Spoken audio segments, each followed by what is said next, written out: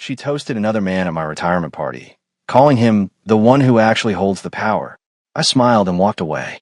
By 7:14 a.m., her boss's company was collapsing. By noon, my son lost his scholarship. By evening, I discovered she'd been selling our secrets for crypto. Then I found out what really happened the day our daughter died.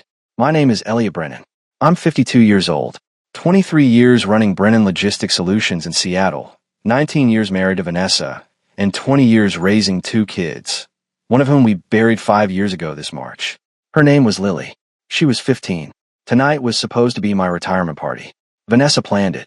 String lights in the backyard, catered salmon, 100 guests. She wore red, a dress I'd never seen before, and moved through the crowd like she owned it. She'd been the liaison between my company and our biggest partner, Hammond Supply Chain Systems, for 5 years. The role gave her purpose after Lily died. I was glad she had it, or so I thought. The toast came at 9:30. Vanessa tapped her glass, and the garden went quiet. I want to thank everyone for coming tonight, she said, smiling. Elliot's worked so hard for so long, but I also want to recognize someone else. Someone who's been instrumental in keeping this partnership strong.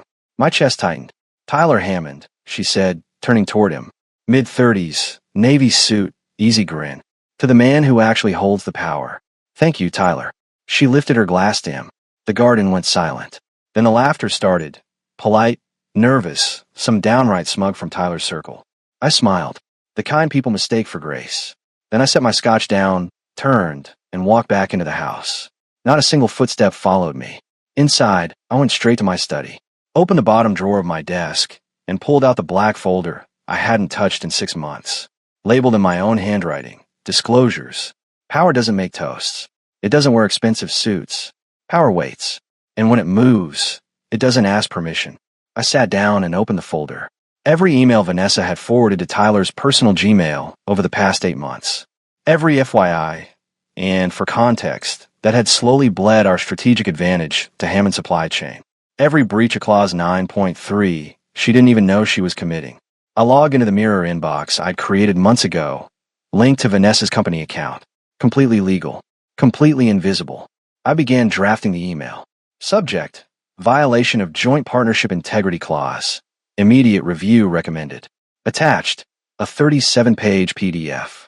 Every violation, time-stamped, cross-referenced. Recipient: the Compliance Subcommittee at Hammond Supply Chain. The same board that had no idea their CEO had been sleeping with a married woman while receiving intel that should have triggered every alarm. I didn't hit send. I scheduled it for 7:14 a.m. Monday morning, the exact time I used to wake up for work. Outside, someone laughed. Might have been Vanessa. Might have been Tyler. I thought about Lily. About the last conversation we had before the accident. She said I loved my company more than I loved her. I told her that wasn't true, that I was building something for her future. She died 3 days later. Vanessa blamed me. Maybe she was right. I closed the laptop. The scheduled email sat in the outbox, a ticking clock neither of them could hear. Tomorrow morning, the power would shift, and this time it would be mine. The party wound down like a drunk uncle. Loud, staggering, full of bad decisions. Most guests left by 10. A few lingered around the fire pit, their laughter drifting through the cracked patio door, just loud enough to remind me I wasn't part of any real conversation tonight. I stayed in my study, lights off, staring at the screen. The folder sat open on my desk. 37 pages of documentation, each one a small detonation waiting to happen. But as I scrolled through the exhibits again, something else caught my eye. Something I'd flagged weeks ago, but hadn't fully processed until now. A transaction record, buried in Vanessa's personal bank statements, the ones I still had access to from our joint accounts. A series of deposits over the past 8 months. Always the same amounts. $5,000, $10,000, $15,000. Never consistent enough to establish a pattern, but frequent enough to add up. $183,000. I cross-referenced the dates with the emails she'd sent Tyler. Every deposit came within 48 hours of a major document transfer. Market entry plans. Competitor analysis. Revenue forecast for Q3 and Q4. She wasn't just having an affair. She was selling our company's intelligence. My hands tightened on the edge of the desk. This wasn't about romance or feeling appreciated or whatever bullshit justification she'd probably rehearsed in her head. This was transactional. Cold. Calculated. I pulled up the cryptocurrency wallet address I'd found in her browser history last month. She'd been sloppy, left it open on her laptop one morning when she rushed out for a meeting. The wallet showed incoming transfers matching the exact amounts in her bank account. Payments from an anonymous sender, routed through 3 different exchanges to obscure the origin. But I traced it.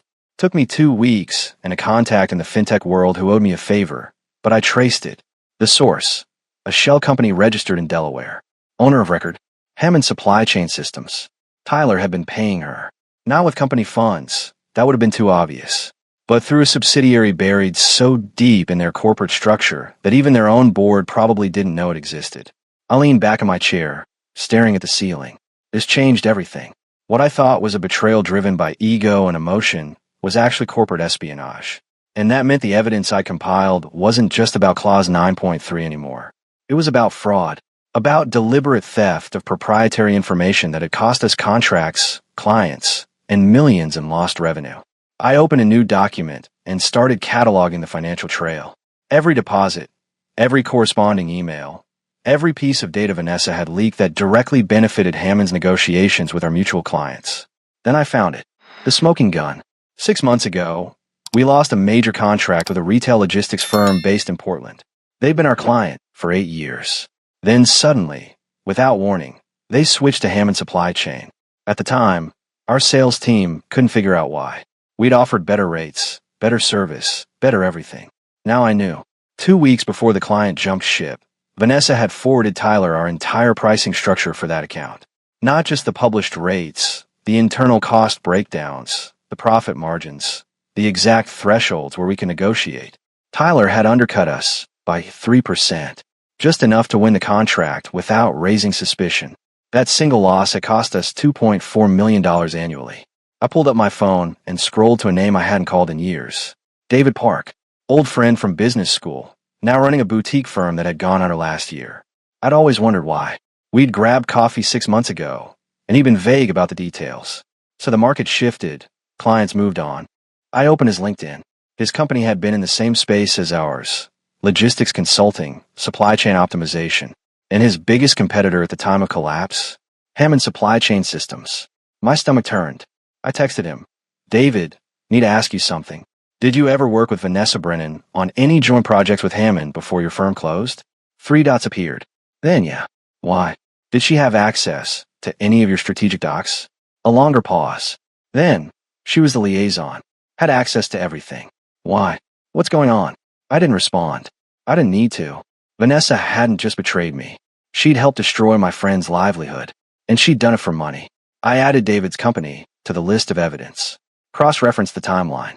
Found 3 more emails where Vanessa had shared proprietary data that directly correlated with Hammond winning contracts that should have gone to other firms. This wasn't just about us anymore. This was about a pattern. A deliberate, sustained effort to funnel intelligence to Tyler Hammond in exchange for cash. Outside, I heard Vanessa's voice. She was saying goodbye to the last guest, her tone light and cheerful, like nothing had happened, like she hadn't just publicly humiliated me in my own backyard while sitting on nearly $200,000 in blood money. I saved the updated file, encrypted it, backed it up to 3 different drives. Then I added a new recipient to tomorrow's email, the FBI's Financial Crimes Division. Because this wasn't just a corporate breach anymore. It was fraud. I didn't sleep that night. Didn't even try. Sleep felt like surrender, and I wasn't ready to surrender anything yet. Instead, I sat at my desk and kept digging. The folder had grown from 37 pages to 62. Every new exhibit made the picture clearer and uglier. Vanessa and Tyler hadn't just stolen intelligence. They'd weaponized it against people who trusted me. Around 2 in the morning, I pulled up the financial statements for Brennan Logistics. Our quarterly reports for the past 2 years. Revenue had been declining steadily since last year, and I'd blamed it on market saturation, increased competition, the usual suspects. But now, looking at the timeline, I saw something different. Every major contract loss coincided with an email Vanessa had sent to Tyler. We weren't losing business to better competitors. We were losing it to a company that knew exactly what we were bidding, exactly where our margins were, exactly how low we could go before we'd walk away. The numbers were brutal. Over the past 18 months, we'd lost $4.7 million in annual recurring revenue. Contracts that should have been renewals became defections. Clients who'd been loyal for years suddenly found better offers elsewhere. All because my wife had turned our strategy sessions into a commodity she could sell. I pulled out my retirement portfolio, the one I'd been building for 23 years, the safety net that was supposed to carry Vanessa and me through our golden years. Most of it was tied up in stock, 60% in Brennan Logistics, 40% in Hammond Supply Chain. The Hammond position had been Tyler's idea 3 years ago. He'd pitched it as a gesture of partnership solidarity, a way to align our interests. I thought it was smart at the time. Now I understood it was insurance. If I ever moved against him, I'd be destroying my own net worth in the process. The current value of my Hammond stock, $3.8 million. If the partnership dissolved and the scandal went public, those shares would crater. Analysts would downgrade the company. Investors would bail. I'd be lucky to recover 40 cents on the dollar. I did the math. A 60% loss meant losing $2.3 million from my retirement. I stared at the number for a long time. Then I opened the email draft and confirmed the scheduled send time. 7:14 a.m. Monday morning. Some prices are worth paying. I heard movement upstairs. Vanessa, probably waking up to use the bathroom. Her footsteps crossed the ceiling above me, soft and oblivious. I thought about David Park again.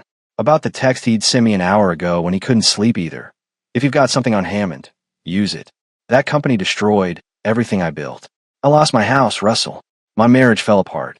I'm working at a warehouse now, just to pay child support. David had 2 kids, both under 10. He'd been a managing partner at a firm that employed 30 people. Now he was driving a forklift in Tacoma. Because Vanessa had handed Tyler the keys to his entire business strategy, I added David's story to the email. Not as an exhibit, as context. A real-world consequence of what corporate espionage actually looked like when it landed on someone's life. The folder was complete now. 62 pages of violations. Financial records showing $183,000 in payments. A timeline of contracts lost and competitors destroyed. Testimonials from people whose businesses had been gutted. And buried in the final exhibit, the detail I knew would detonate everything. The crypto wallet traced back to a Fletcher subsidiary that Tyler had created without board approval. He'd been running a black op inside his own company, paying my wife with company resources he'd hidden from his investors, his board, his compliance team. That wasn't just a breach of partnership. It was fraud, embezzlement, the kind of thing that ended careers and started criminal investigations. I attached one last document to the email. My resignation letter from Brennan Logistics, effective immediately. If I was going to burn it all down, I wasn't going to do it while pretending to still be part of the system. Then I leaned back and looked at the clock. 4:47 a.m. In less than 3 hours, the email would send. Tyler would wake up to a phone call from his board's compliance attorney. Vanessa would realize the walls were closing in. And I would be sitting here, watching the life I'd built for 2 decades collapse into ash. But at least it would be honest ash. At least it would be mine. Monday morning broke cold and gray. The kind of Seattle drizzle that felt like the city was crying on your behalf. I've been awake for 31 hours straight, running on black coffee, and the kind of clarity that only comes from burning every bridge you've ever crossed. At 7:14 a.m., my laptop chimed softly. Message sent. I closed my eyes and exhaled. It was done. Vanessa was still asleep upstairs. She'd stayed out late Sunday, probably with Tyler, probably celebrating a party they thought had gone perfectly. I'd heard her coming around too, stumbling slightly, humming some song I didn't recognize. I made a fresh pot of coffee and waited. The first call came at 7:52 a.m. My phone lit up with a Seattle number I didn't recognize. I didn't answer. 30 seconds later, a voicemail. Mr. Brennan, this is Laura Vickers from Hammond Supply Chain's legal department. We need to speak with you urgently regarding a compliance matter. Please return this call immediately. I deleted it. The second call came at 8:11 a.m. Vanessa's phone, vibrating on the kitchen counter, where she'd left it charging overnight. I glanced at the screen. Tyler Hammond. I let it ring. Then, at 8:19 a.m., my son's name flashed across my phone. Owen. My stomach dropped. I answered. Dad. His voice was tight, confused. What the hell is going on? What do you mean? I just got an email from the University Financial Aid Office. My scholarship's been revoked. They said the funding source withdrew support effective immediately. That scholarship was from Hammond Supply Chain, Dad. What'd you do? I gripped the counter. I'd known this was coming. I'd run the scenario in my head a dozen times. But hearing the panic in my son's voice made it real in a way spreadsheets couldn't. Owen, I need you to listen to me. Do you know how much that scholarship was worth? $40,000 a year. I'm halfway through spring semester. How am I supposed to pay for this? I'll cover it. With what? He shot back. You just retired. And now I'm hearing rumors online that there's some kind of investigation in a mom's company. Dad, what the hell did you do? I closed my eyes. Your mother made some choices. I'm dealing with the consequences. By destroying my education. By protecting what's left of our family's integrity. He laughed, sharp and bitter. Integrity? You just cost me my degree because you couldn't handle mom working with someone else. That's not integrity, Dad. That's vindictive. The line went dead. I stood there, phone in hand, staring at the dark screen. Owen didn't know. He didn't know about the affair, the payments, the corporate espionage. All he saw was his father blowing up his future over a toast at a party. And I couldn't tell him. Not yet. Not until the legal process played out and the truth became public record. If it ever did. Upstairs, I heard Vanessa's phone start ringing. Then her footsteps, fast and urgent. She answered on the second ring. Tyler. Her voice was muffled through the floor, but I could hear the edge in it. What? Slow down. What email? A long pause. What do you mean compliance flagged my account? I didn't send anything unauthorized. Tyler, what the hell is happening? Another pause, longer this time. Then, he wouldn't. Elliot wouldn't do that. I poured myself another cup of coffee and walked to the living room window.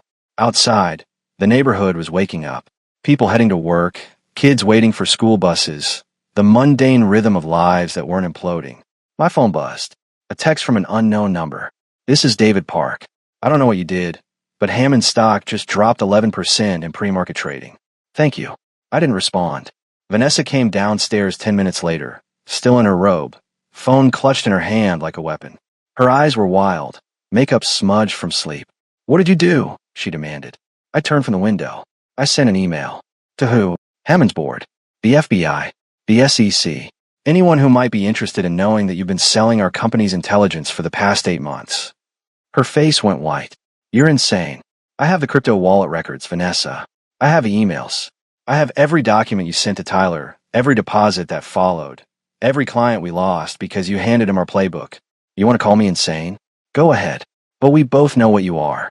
She opened her mouth, closed it, then whispered, Owen's scholarship is gone. Yes. He needed that. Then you shouldn't have sold us out to the man funding it. Her hands trembled. Elliot, if you think this makes you some kind of hero, I don't. I set my coffee down and looked at her directly. I think this makes me the man who finally stopped pretending. By Tuesday afternoon, the video had gone viral. I didn't know who posted it first. Some guest with a phone, probably. Didn't matter. The damage was done. The clip was only 43 seconds long. Vanessa, red dress gleaming under string lights, raising her glass to Tyler Hammond. To the man who actually holds the power. The camera caught my smile, the way I turned and walked away. The awkward laughter that followed. Someone had titled it, Wife Thanks Another Man at Husband's Retirement Party. 2.3 million views in 18 hours. The comment section was a war zone.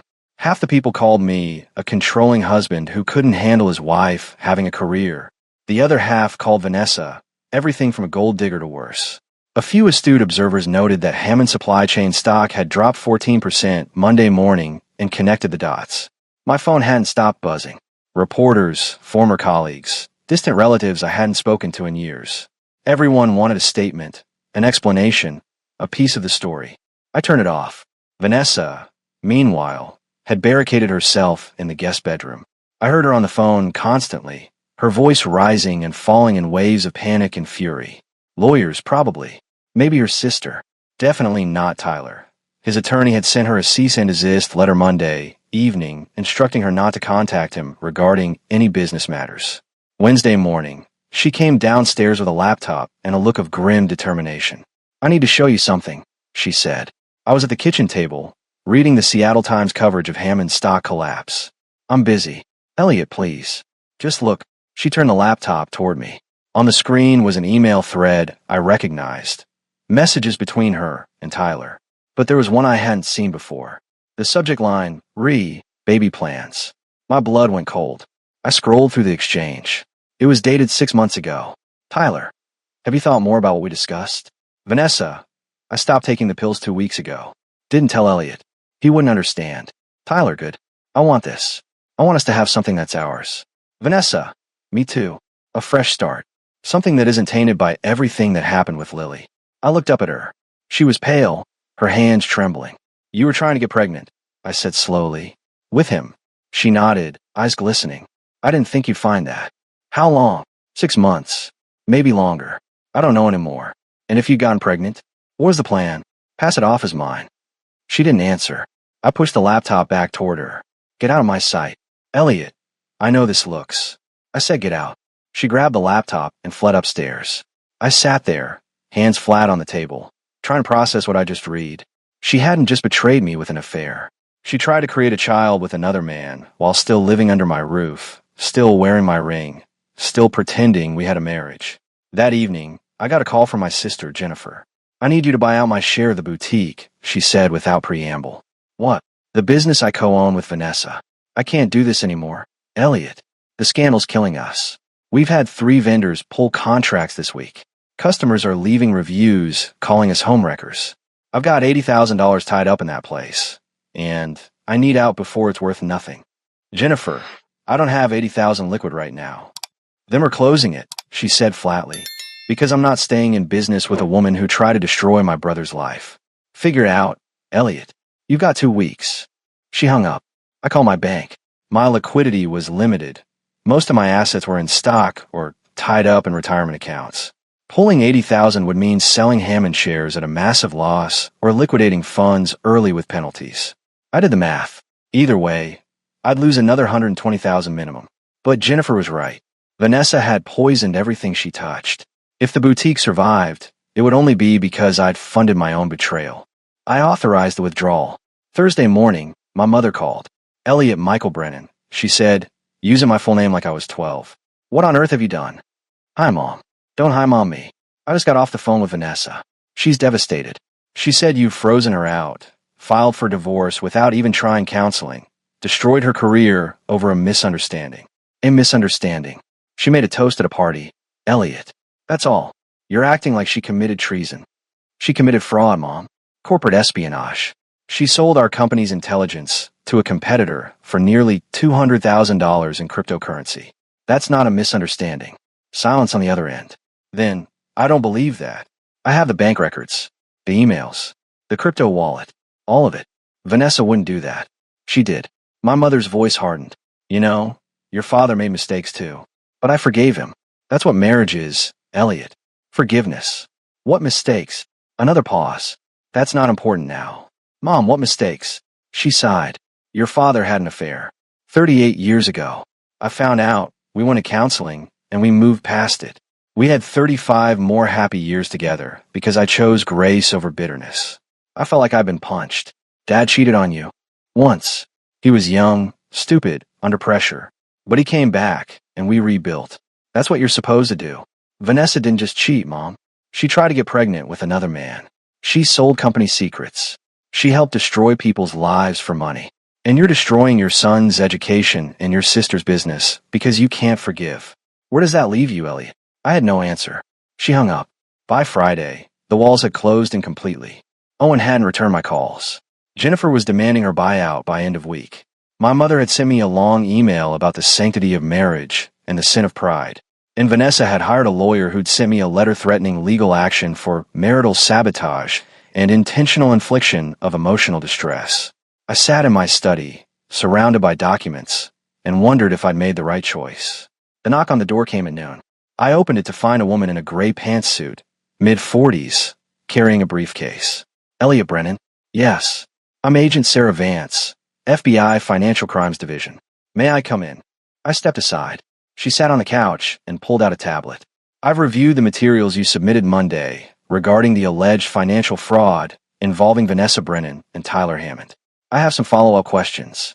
For the next 2 hours, I walked her through everything. The emails, the crypto payments, the timeline of contract losses, the connection to David Park's company collapse. She took notes, asked clarifying questions, and showed no emotion. When I finished, she said, "This is compelling evidence. However, I need to inform you that pursuing this will likely result in criminal charges against your wife. I understand. It will also likely trigger a broader investigation into your company's handling of confidential information. Your business practices will be scrutinized, your partnership agreements dissected, your own conduct examined. I expected that." She studied me. Mr. Brennan, in my experience, most people in your position want revenge more than justice. They want to hurt the person who hurt them. But what they don't anticipate is how much it hurts them in return. Are you prepared for that? I thought about Owen's voice on the phone, bitter and betrayed. About Jennifer losing her business. About my mother's disappointment. About the retirement I planned, now evaporated. No, I said honestly. But I'm doing it anyway. She nodded. We'll be in touch. After she left, I sat in the silence of my living room and let the weight settle. That evening, Vanessa appeared in the doorway. She looked like she hadn't slept in days. The FBI came to my lawyer's office today, she said quietly. I know. They're talking about wire fraud charges. Conspiracy. I could go to prison. Elliot, you should have thought about that before you sold us out. She stepped into the room. I know I made mistakes. Mistakes. I stood. You tried to conceive another man's child while married to me. You systematically betrayed every confidence I ever shared with you. You helped destroy people's livelihoods for money. Those aren't mistakes, Vanessa. That's who you decided to be. Her face twisted. And who are you now? The righteous crusader? You've lost your son's respect. Your sister hates you. Your own mother thinks you're cruel. You're going to end up alone in this house with nothing but your principles to keep you warm. Maybe, I said, but at least I'll be able to look at myself in the mirror. She turned to leave, then stopped. There's something else you should know. What? The reason I blamed you for Lily's death. The reason I could never forgive you. My chest tightened. What about it? You were supposed to pick her up from school that day. But you were in Bellevue, closing some deal you thought was more important than our daughter. If you'd been there, if you'd just kept your promise, she never would have gotten in that car with her friend's drunk brother. She'd still be alive. The words hit like a sledgehammer. I know you've carried that guilt, she continued. And I've let you. Because it was easier to blame you than to admit that I was the one who told her to catch a ride. I was the one shopping with friends when she called asking for pickup. I was the one who said yes when that boy offered to drive her home. My vision blurred. What? I killed our daughter, Elliot. Not you. Me. And I've spent 5 years punishing you for it, because I couldn't face what I'd done. She walked out. I stood frozen, her words echoing through the empty house. Everything I believed about Lily's death, every ounce of guilt I'd carried, every sleepless night wondering if I'd made a different choice, had been a lie. Vanessa had let me shoulder the blame for 5 years, had weaponized my grief to justify her betrayal. And now, even in confession, she'd found a way to twist the knife. The lawsuit arrived Monday morning via certified mail. Hammond Supply Chain Systems versus Elliot Brennan. 23 pages of legal allegations claiming I'd engaged in corporate espionage, illegal surveillance, and intentional interference with business relationships. They were seeking $25 million in damages. I call my attorney, Marcus. No, damn it. That name's forbidden. I call my attorney, Richard Palmer. They're claiming you created a mirror inbox without authorization, he explained. That you violated federal wiretap laws by monitoring Vanessa's communications without her knowledge. If they can prove that, everything you've gathered becomes inadmissible, and you're potentially looking at criminal exposure. I was the company's IT administrator. I had full access to all company systems. For business purposes. But did Vanessa know you were monitoring her personal correspondence? I didn't answer. That's what I thought, Richard said. We need to talk about settlement. No. Elliot, listen to me. If this goes to trial and a judge rules against you, you could lose everything. Your house, your savings, your freedom. Hammond's lawyers are sharks, and they smell blood. Let them. You're not thinking clearly. I'm thinking perfectly clearly. Tyler Hammond paid my wife nearly $200,000 to steal company intelligence. He destroyed David Park's business. He's embezzled funds through shell companies. If his lawyers want to put all of that on the record in open court, I'll be happy to oblige. Richard sighed. I'll prepare our response. But Elliot, this is going to get ugly. After I hung up, I found Vanessa in the kitchen, packing boxes. What are you doing? I asked. Leaving. My lawyer found me a rental in Fremont. I can't stay here anymore. Good. She turned to face me. Before I go, I need to tell you something. About Lily. My chest tightened. You've said enough about Lily. No, I haven't. Her voice was raw. You spent 5 years carrying guilt that wasn't yours. Blaming yourself for being in Bellevue when you should have picked her up from school. But that's not the whole truth. You already told me you were the one who said she could catch a ride. That's not what I mean. She set down the box she was holding. After Lily died, I couldn't look at you without seeing everything we'd lost. Every plan we'd made for a future. Every dream we'd had. And I blamed you because it was easier than blaming myself for not being there. But the real reason I pulled away, the reason I started the affair, it wasn't about Tyler. Then what was it about? It was about punishing you for still being able to function, for going back to work, for moving forward, for not drowning in grief the way I was. You kept living, Elliot, and I hated you for it. I stared at her. So you destroyed our marriage because I didn't fall apart. I destroyed our marriage because I fell apart and needed someone to blame. Tyler was just convenient. The affair, the money, all of it. It was me trying to feel something other than the whole Lily left behind. That doesn't make it better, Vanessa. I know. She picked up the box again. I just wanted you to understand. Before I go, before this all ends. She walked out, and I listened to her car pull away. I stood in the empty kitchen, her words echoing through the silence. Then I called David Park. David, it's Elliot. I need a favor. Name it. Hammond's suing me for $25 million. They're claiming I violated wiretap laws. I need you to testify about what they did to your company. Put on the record. There was a pause. You know, if I do that, they'll come after me too. I know. And I wouldn't ask if there was another way. Another pause, longer this time. Then, when's the hearing? 2 weeks. I'll be there. After we hung up, I opened my laptop and drafted an email to the SEC investigator who contacted me last week. In it, I outlined every piece of evidence I had regarding Tyler's shell company, the payments to Vanessa, the systematic theft of proprietary information. Then I added something new, a list of every other company that had lost major contracts to Hammond over the past 3 years. 8 firms in total, including David's. I attached financial records showing the correlation between those contract losses and suspicious activity in Hammond's corporate filings. Subject line, pattern of fraudulent business practices, expanded evidence. I hit send. If Tyler wanted a war, I'd give him one. But it wouldn't be fought in the shadows anymore. It would be public, documented, and permanent. The hearing was set for March 15th, 2 weeks after the lawsuit landed. Richard advised me to dress conservatively, speak only when spoken to, and avoid making eye contact with Tyler or his legal team. I ignored all 3 suggestions. I wore the same Navy suit I'd worn to my retirement party, sat in the front row of the gallery where Tyler couldn't avoid seeing me. And when his lead attorney stood to argue their motion to suppress evidence, I stared directly at Tyler until he looked away. The courtroom was smaller than I expected. Judge Patricia Hoffman presided, mid-60s, with the kind of sharp eyes that suggested she'd heard every excuse and believed none of them. Tyler's attorney, a man named Gregory Stone, argued for 40 minutes. His central claim, I'd violated federal wiretap statutes by monitoring Vanessa's email without her consent. He cited case law, precedent, statutory language. He painted me as a controlling husband who'd used corporate resources to spy on his wife's personal life. When he finished, Judge Hoffman turned to Richard. Counselor, Richard stood. Your Honor, Mr. Brennan was the IT administrator for Brennan Logistics Solutions.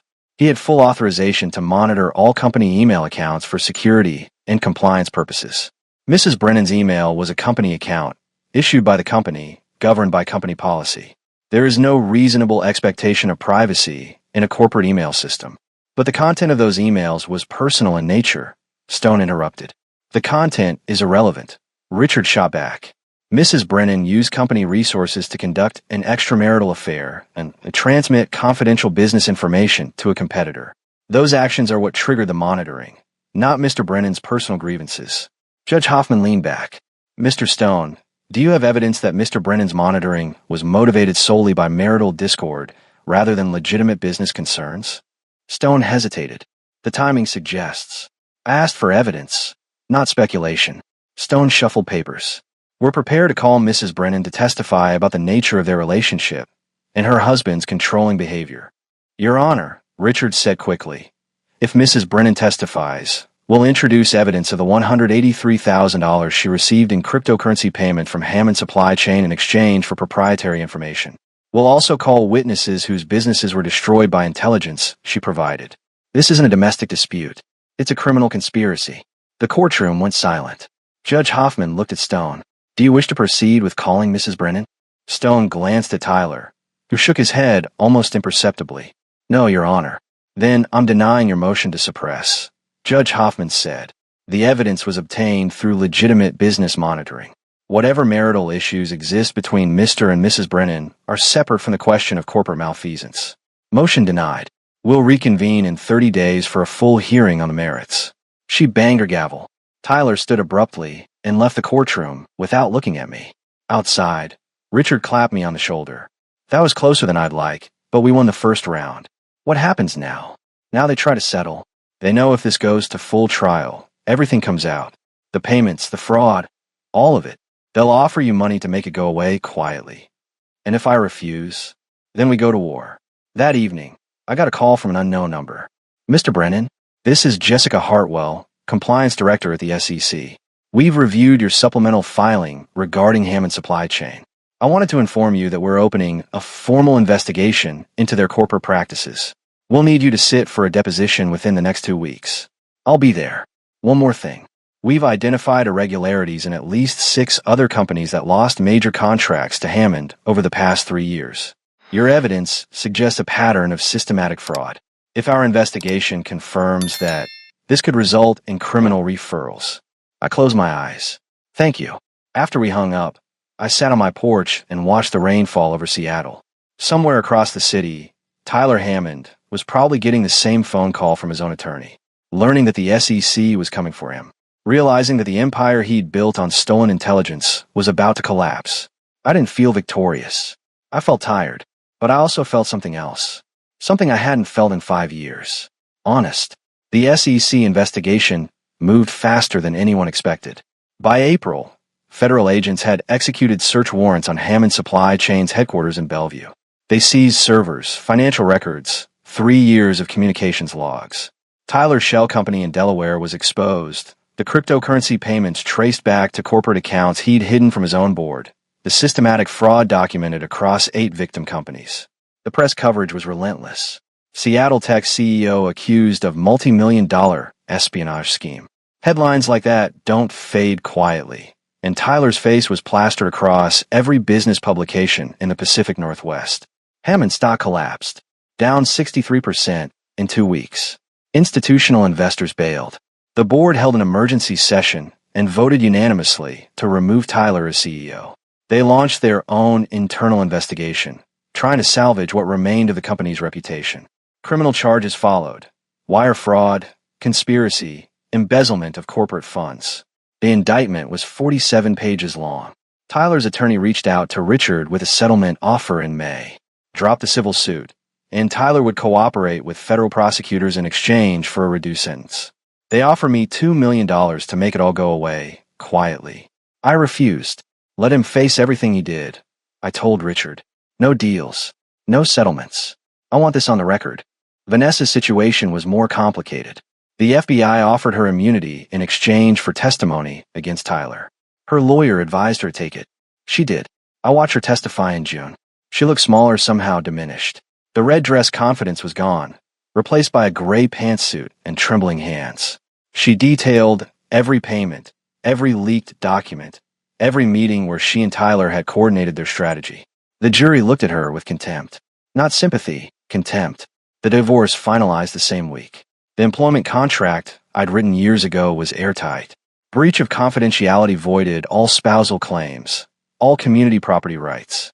She walked out of the courtroom with nothing but her car and whatever personal items she'd taken to Fremont. She moved back to her parents' house in Spokane 2 weeks later.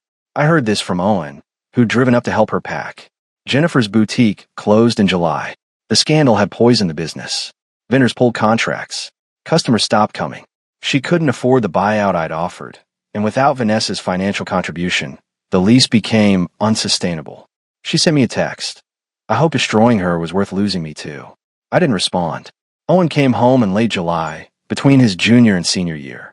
We sat on the back porch where the party had been, drinking beer in uncomfortable silence while the Seattle twilight settled around us. I'm sorry, he said finally, for what I said on the phone, for thinking you did this out of spite. You didn't know the whole story. I should have trusted you. He stared at his beer bottle. Mom called me last week. From Spokane. She sounded completely lost. Like she doesn't know who she is anymore. She made her choices. I know. But she's still my mom, you know? Does it make me disloyal if I still care about her? No. I said quietly. It makes you a better person than I am. He shook his head. You paid for my entire year when the scholarship disappeared. $40,000 you didn't have to spend. You could have let me drop out. Could have let Tyler's revenge hit me too. But you didn't. You earned that degree, Owen. I wasn't going to let him take it from you. We sat in silence for a while, listening to the distant sound of traffic on I-5. What happens now? He asked. With you, I mean. I looked out at the garden, still recovering from the party that had destroyed everything. The roses were growing back, fuller than before. The fountain ran clear again. I rebuild, I said. Smaller, quieter, maybe some consulting work, maybe nothing for a while. Sounds lonely, maybe, but it's honest. And honest is something I haven't been able to say about my life in a long time.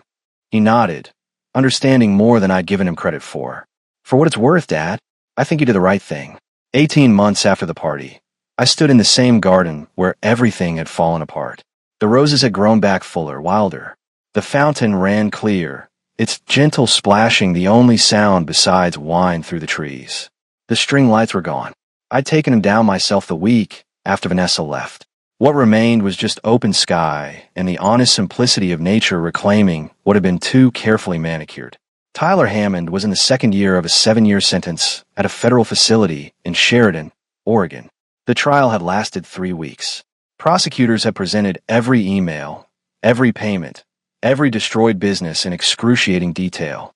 The jury deliberated for 4 hours before returning guilty verdicts on all counts. His empire was gone. Hammond's supply chain had filed for bankruptcy protection 6 months after his conviction. The investors had scattered. The employees, over 300 of them, had lost their jobs. I felt responsible for that sometimes. Then I'd remember the 8 companies Tyler had destroyed, the hundreds of other jobs he'd eliminated through fraud, and the responsibility would shift back where it belonged. Vanessa never went to prison. Her immunity deal held, but her life had collapsed anyway. According to Owen, she was working retail in Spokane, living with her parents at 45, trying to rebuild from absolute zero. Her name was toxic in the business world. No company would touch her. Owen had told me she'd asked about me once. Wanted to know if I was happy. He said he told her he didn't know. The truth was more complicated than happy or unhappy. I'd sold Brennan Logistics to a private equity firm in Boston for a decent price, considering the scandal. Enough to live comfortably, invest conservatively, and ensure Owen graduated debt-free. I didn't miss running the company. Didn't miss the stress, the politics, the constant pressure to grow. What I missed was the version of myself who believed hard work and loyalty would be rewarded with loyalty in return. That man was gone. In his place was someone harder, clearer, less willing to trust appearances. David Park had testified at Tyler's trial, stood on that witness stand and detailed how Hammond had stolen his business model, undercut his pricing, and systematically destroyed everything he'd built. The jury had listened in silence, and I'd seen several of them glance at Tyler with disgust. David and I had coffee once a month now. He'd found work at a logistics startup in Tacoma, was slowly rebuilding. We didn't talk about the trial much anymore. Mostly just fishing, weather, the Seahawks' perpetual mediocrity. My mother had sent a letter 3 months ago. Short, handwritten. I was wrong to judge you so harshly. Your father would have been proud of what you did. Love, Mom. I kept it in my desk drawer, reading it sometimes when the loneliness got heavy. Jennifer still wouldn't speak to me. I tried reaching out twice. Both times, my messages went unanswered. Maybe she'd forgive me eventually. Maybe she wouldn't. That was a price I'd accepted when I hit send on that first email. Owen had graduated with honors in May. Got a job at a tech firm in Portland, doing logistics optimization. Called every Sunday without fail. The distance between us was closing, inch by painful inch. We were rebuilding trust the slow way, through consistency, honesty, showing up. The viral video was still online. Last time I checked, it had 3.8 million views. The comments were still a war zone of people arguing about marriage, loyalty, feminism, toxic masculinity. Every hot-button issue projected on a 43 seconds of footage. I'd stopped reading them months ago. What mattered wasn't the digital archive of my humiliation. What mattered was standing here, in this garden, knowing I'd chosen truth over comfort. I thought about my father sometimes, about the affair my mother had forgiven, about the 35 years of marriage they'd built after it. Maybe she'd been right that forgiveness was the nobler path. But forgiveness requires genuine remorse, and Vanessa had only shown regret when the consequences became unavoidable. That's not the same thing. I'd lost my wife, my sister, parts of my relationship with my son. I'd lost the retirement I planned, the comfortable future I'd envisioned. The cost had been brutal and comprehensive, but I'd gained something too. The ability to look in the mirror without flinching. The knowledge that when everything collapsed, I hadn't compromised who I was to make it easier. Some men spend their whole lives pretending, building empires on foundations they know are rotting, smiling through toasts that gut them, accepting betrayals because exposing them costs too much. I'd been one of those men for too long. The evening settled over Seattle, gray and cool. I walked back into my house, paid for in mine. The silence inside was my own. No more performances. No more pretending. Just the quiet truth of a life